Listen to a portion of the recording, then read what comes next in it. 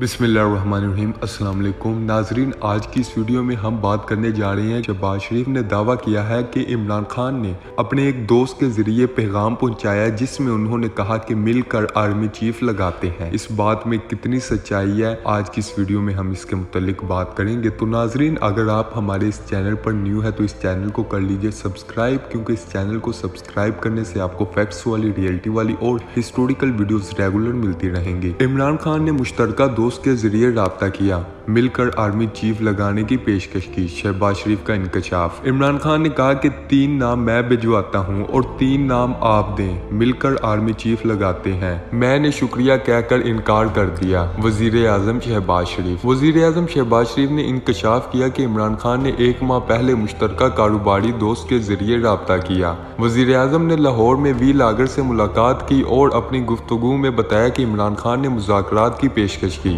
और वो 2 मामलात को बातचीत के जरिए तय करना चाहते थे।